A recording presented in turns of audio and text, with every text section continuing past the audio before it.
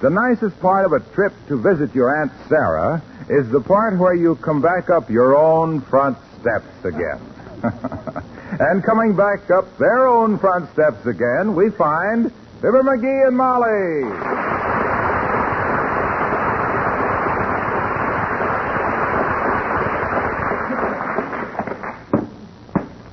Oh, my, it's good to get home again, McGee. Yeah, sure is, kiddo. It was nice at Aunt Sarah's. But I was beginning to get a real case of nostalgia, dearie. Yeah, me too. It was the water, I think. Full of chlorine. Boy, the old place looks just the same, don't it? Yeah. How long have we been away now, Molly? 5 days. Unlock the door, will you? These bags are heavy. Oh, sorry. Gee whiz, I'm afraid I'm not very thoughtful, Molly. Expecting you to open the door when you got both hands full. Well, think nothing of it, dearie. I could have done it with my teeth, of course, only I don't have any teeth, or the key. No.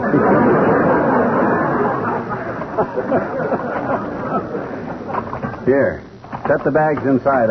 I want to gather up the newspapers here on the porch. Oh, my. Now I know why they call these suitcases Gladstones. They feel like they're full of stones, and I'm glad to set them down, dearie. 5 days of the Wistful Vista Gazette is quite a stack of stale stuff, Molly. Scattered all over the porch it was. Well, what's in the paper? Anything interesting? No, you know the Gazette. The only time we ever got anything interesting in that paper was when they used to wrap hot tamales in it. Oh, here's something about a friend of yours, though. Ho, ho, ho. Who? Old man McDonald, the president of the Third National Bank's wife. Picture of her here planting a tree at the animal shelter. Caption says, "A dog's best friend."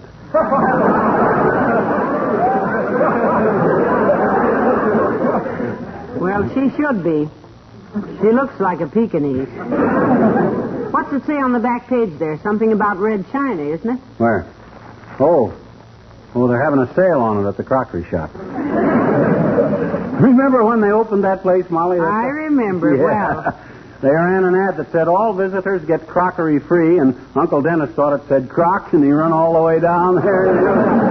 Well, now that was a natural mistake, dearie. His glasses were foggy. Yeah, so was Uncle Dennis. Oh, look at this, kiddo. Here's a cute picture.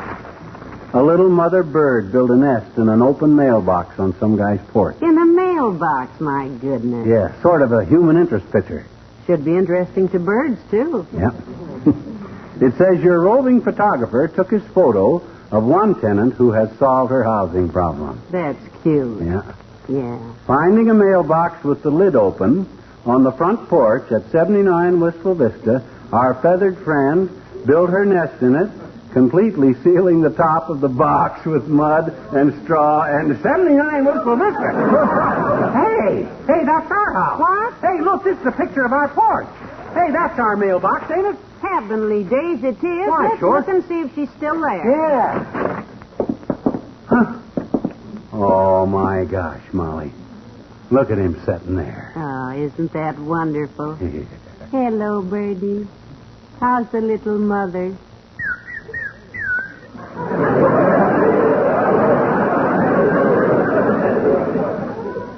Hello, birdie. How's a little birdie? Hey. That's cute. He thinks I'm going to... Hey, Molly, there's a letter under that nest. I can see it through the little window. What is it, a circular? No, it looks like it's square.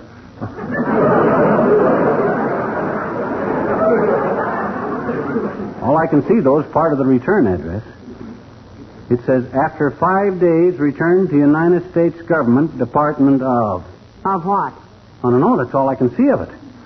My gosh, United States Government. Return in 5 days to. Well, we've been gone 5 days. Hey, this might be important. Well, how are you going to get it out of there? Oh, I don't know. I got to figure out something, though. Gee, it might be a tax refund or something. Sure. And it says return in 5 days. And this is the last day. If I can't get it out and read it, I got to return it. Ah, just look at her, McGee. Just look at her. So trusting. She knows we're not going to disturb her. Oh, he does he? Well, how am I going to get that letter out of there without disturbing him? Well, I don't know, but come on inside now. We're bothering her. Well, okay, but gee whiz, Molly, bird or no bird, I got to get that letter Oh, out. wait, look who's coming, McGee. Hello, Doctor. Welcome home, Molly. Hello, Footlocker. Footlocker?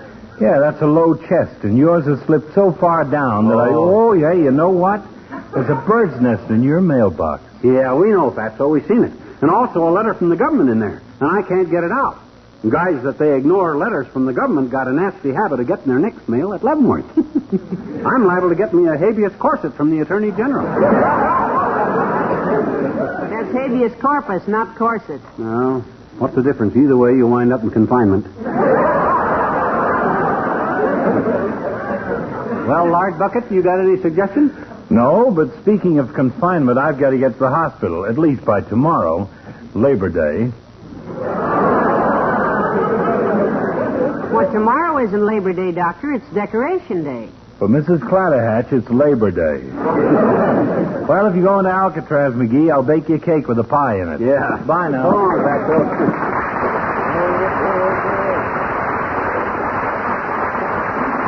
Maybe this thing has gotten me worried. Maybe I can coax the bird off long enough to get the letter out from the... Here, birdie. Here, birdie. Ouch! That's rat that... Hey! He bit my thumb. Wasn't that cute? McGee, Huh? she winked at me. Oh.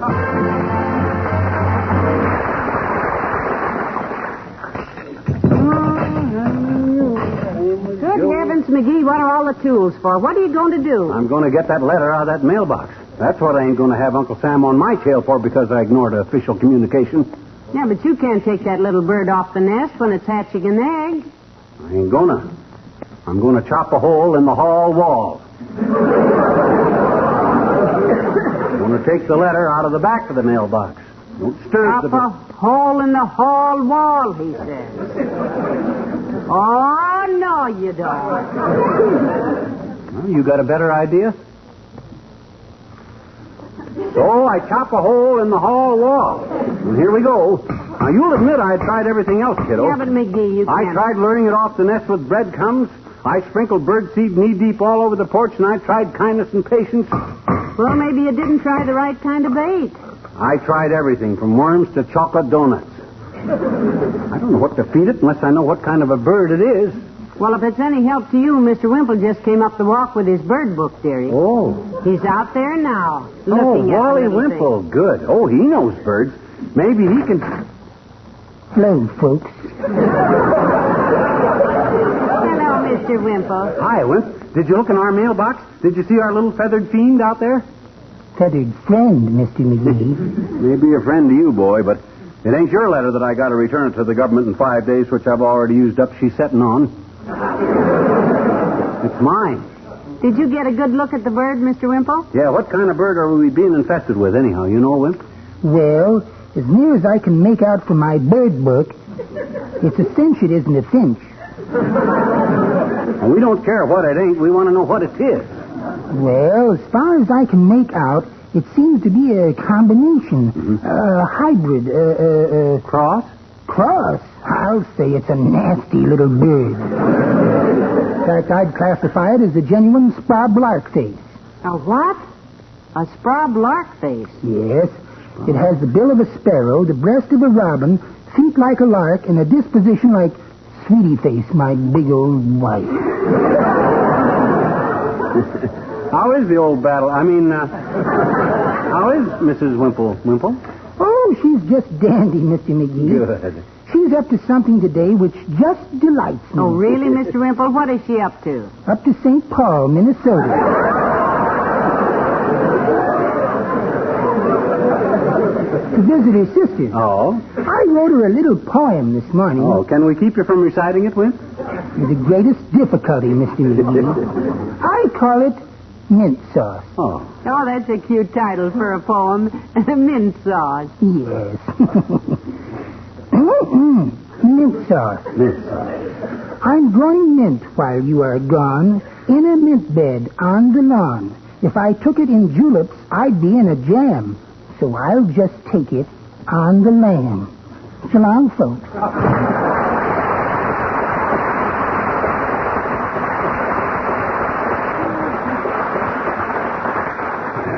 I'll just take it. Well, back to work. Well, I must say that's a horrible mess you're making of the hall wall, McGee. Well, it's got to be done, kiddo. I can't take that bird off the nest, and I got to get that letter from the government.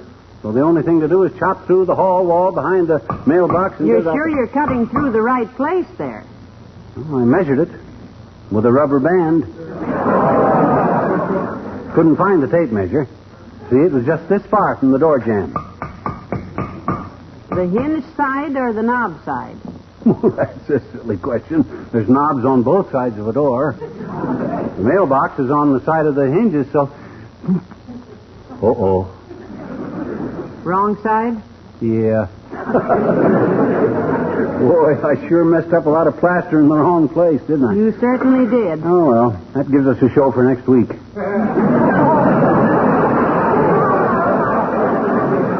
McGee plasters the hall wall. That ought to be a very interesting... Hey, pal, Molly, you know something? You got a bird in your mailbox. Yes, Mr. Wilcox, we know that. We're keeping it there for a pet, Junior. Well, good for you. I've got a little pet at home. You know where I put it? No, where? In the coffee. I knew it. I knew it.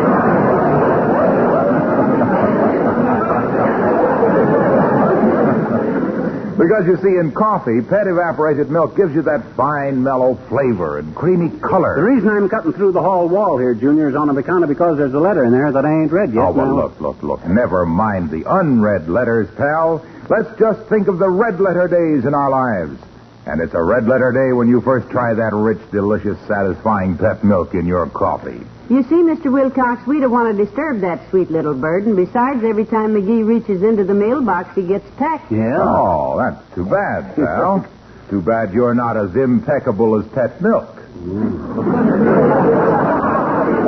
Because pet milk is not only good to taste, it's in good taste. Yeah? On the best dining tables in the land, and selected by the best cooks, the fussiest housewives, and the most coffee-conscious husbands.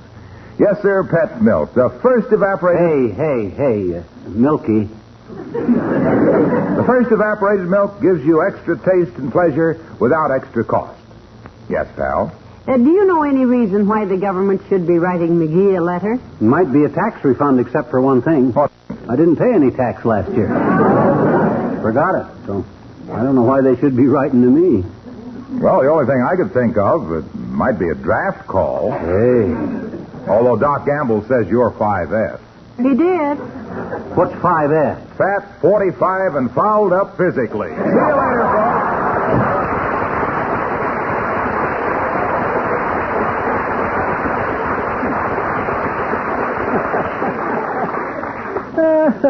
Imagine him accusing me of being 45. Bless his little evaporated heart. Well, dearie, I think I'm going upstairs to unpack the suitcases.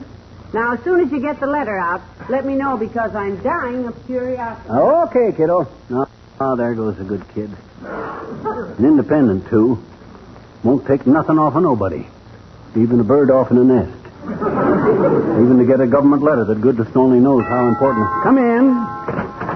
Oh, hello, Teeny. Hi, mister. Hey, you know what? Oh, sure, I know. We got a bird in our mailbox. Do you have? Well, sure. Wasn't that what you were going to tell me? No. Oh. No, I was going to tell you that school's out pretty soon. Oh, hey, I see. Hey, can I see the little bird in your mailbox, mister? Can I, please? Can I? Why, you like birds? Gee, I love birds, I betcha. Mm-hmm. I think birds are the prettiest things that fly, except my cousin Charlene. Your cousin Charlene? Sure. She's a hostess on an airline. Oh. She is, eh? Sure. She's one of the... I said she is, eh? Is what? An airline hostess. Who is? Your cousin Charlene. I know it. Oh, but I do love birds, too, I betcha. Hey, mister, do you know any stories about birds? Do you, Well, now, let me see. You ever hear the story about how the little cuckoo made good? It's a success story. Oh, gee. I love success stories, I betcha. Tell me, please. Okay. Well, sir, once upon a time... I've heard it. No, you haven't. I never told it yet. Oh. So, once upon a time, a bunch of birds got together in a big woods and decided to form a glee club. Oh, glee, a G club. Huh? I mean, no, G, a glee club. Yeah. Yes, sir, they were all there. The robins and the larks and the bluebirds and the crows. Hey, crows can't sing good, I betcha. Sis, you're old enough now to know that when any bunch of people or birds get together to sing, there's always a few crows who don't know they can't sing, and you just got to be patient with them.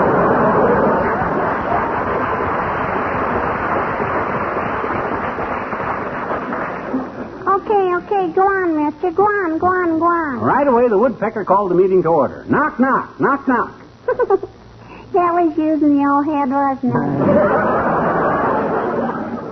I'll do the joke, sis. Well, sir, after the meeting was called to order, the woodpecker turned to a little redbird sitting next to him, and he says, Cardinal, will you give the benediction? Then up come the question of nominations. Right away, the crow says, I want to be president. And the owl says, who? And the crow says, me. And the robin says, why? And the crow says, cause. And all the swallows kind of gulped, and the crow got elected. But gee, how did the little cuckoo make good, mister? How did he?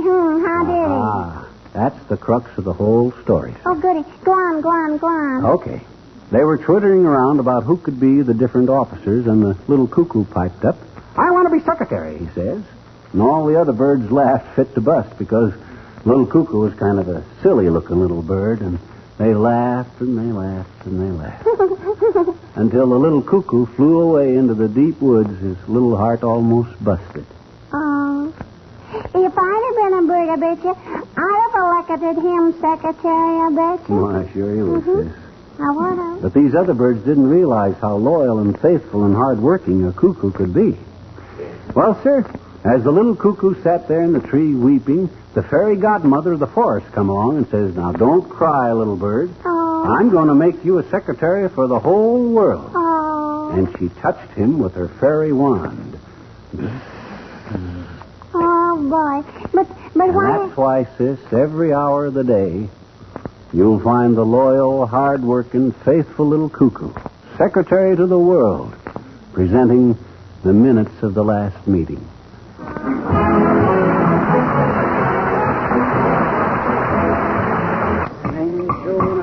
Well, I'm almost through the hall wall, Molly. I'll know that letter in another 5 minutes. I'm glad to hear that. How that little bird has stood all the hammering and pounding, I'll never know. It's almost driven me away from my nest. Well, I tried every other way to get him out of there, but he's harder to evict than a landlord's wife's mother. Now all I got to do is... Aha, there's the back of the mailbox. I can see it. Yeah, but how do you get through the metal mailbox? Can opener. As soon as I chip a little more plaster away, I'll be ready to open her up. Come in. Well, heavenly days. His Honor, Mayor Latrivia. Yeah, and me too, missus. Oh, Ole from the Elks Club. McGee, look who's here. Oh, hi. Say, McGee, do you know what? You've got a bird in your mailbox. Now, Mr. Mayor and I was walking past one day, and we seen a bird fly into the mailbox. And Ole said, oh, an airmail letter for McGee. I used to make a small joke, McGee. Yeah, a very small one. Don't worry, I know all about that bird in the mailbox. And there is a letter in there, too, under the bird's nest. Yeah, a letter from the government. The only way I can get it out without disturbing the bird off the nest is chop a hole in the wall of the hall, which I'm doing now to get it... Oh, I get lots of letters from Washington, McGee. Yeah? My cousin Thor, he's a big bureaucrat there. You mean bureaucrat, Ole? No, crate. He crates bureaus for a big van and storage company.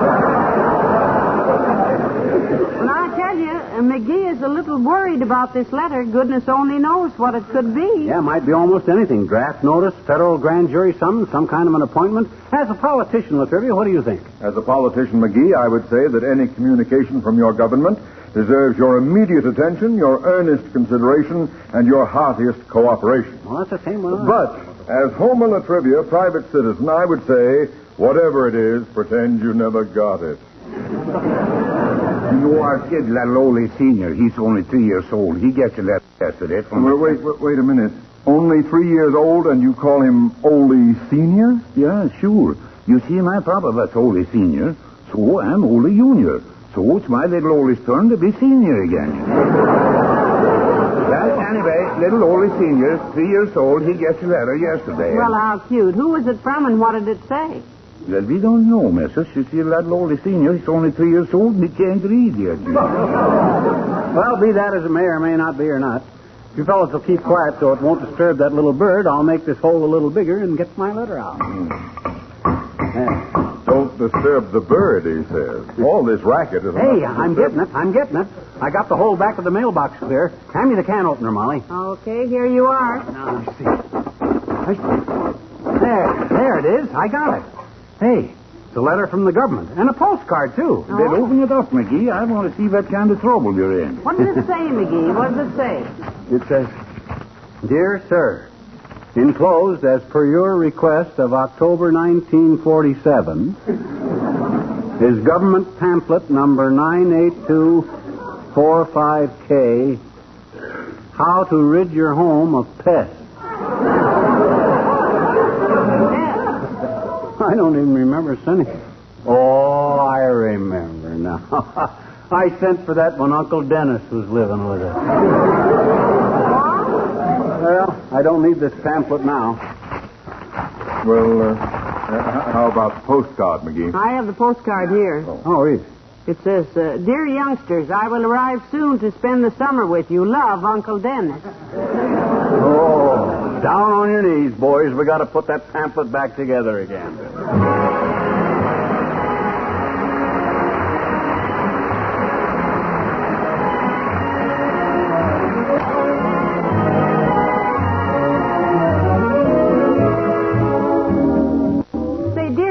Save the stamp off of that government envelope. Willie Toops collects those. Oh, there wasn't any stamp on it, kiddo. Our congressman just wrote his name across it. Honorable Charles J. Weenie. Charles J. Weenie? Yeah. They call that franking the envelope. Oh. Yeah. Good night.